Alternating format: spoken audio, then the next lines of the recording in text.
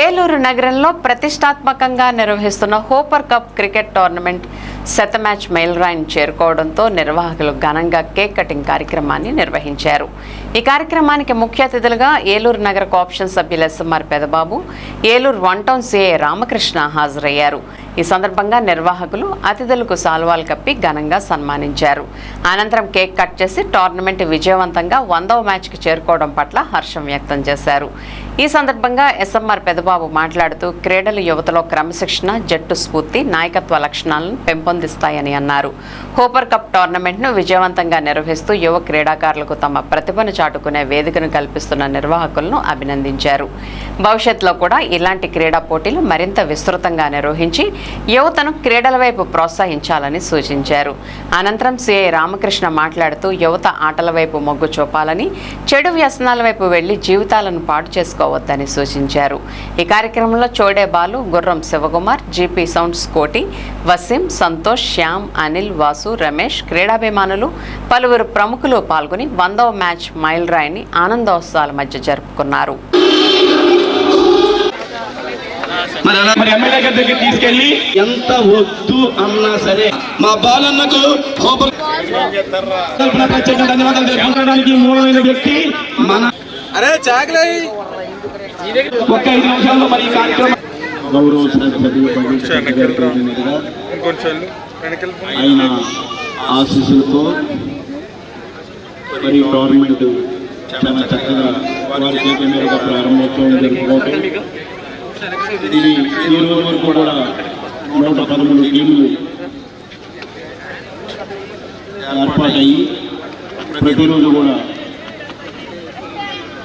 మరి ఇక్కడ cricket tournaments చాలా చక్కగా ఆహ్లాదకరమైనటువంటి వాతావరణంలో ఈ జూనియర్ కాలేజీ కాంపౌండ్ ఈ ప్రాంగణంలో జరుగుతూ ఉన్నాయి. మరి ఇదే స్ఫూర్తితో ఫైనల్ మ్యాచ్ కూడా చక్కగా జరగాలి, ఎటువంటి ఇబ్బందులు ఉండకుండా చూసుకునేటువంటి బాధ్యత ఈ కమిటీ మెంబర్స్ అందరికీ కూడా ఉంటాయి. మరి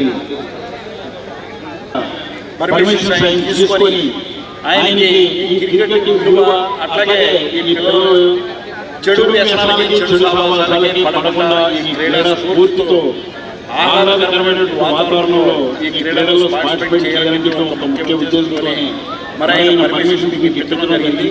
గౌరవ శాసనసభ్యులు గ్రౌండ్ ఇవ్వడం జరిగింది.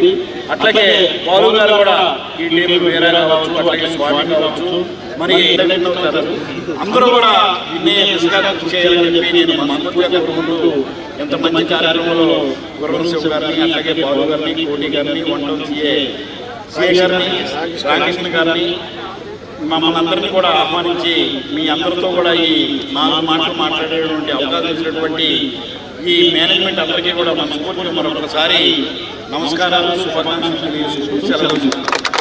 ఎలా ఉంటాడనంటే ఆట గెలిచినా ఓడినా కూడా చాలా హ్యాపీగా ఉంటాడు.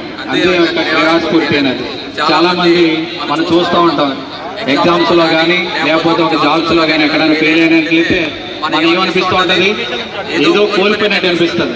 కానీ ఒక క్రీడాకారుడు ఆ క్రీడల్లో పార్టిసిపేట్ చేసినట్లయితే తనకు ఎప్పుడు ఆత్మస్థైర్యంతో ఎలాంటి సమస్యలైనా కూడా ఎదుర్కొనేటువంటి శక్తి ఈ క్రీడా మైదానంలో ఎవరైతే పార్టిసిపేట్ చేస్తారో అందరికీ ఉంటుంది. దయచేసి ప్రతి ఒక్కరు కూడా యూత్ అంతా కూడా ఇటువంటి క్రీడల వైపు వచ్చినట్లయితే చాలా హ్యాపీగా ఉంటుంది.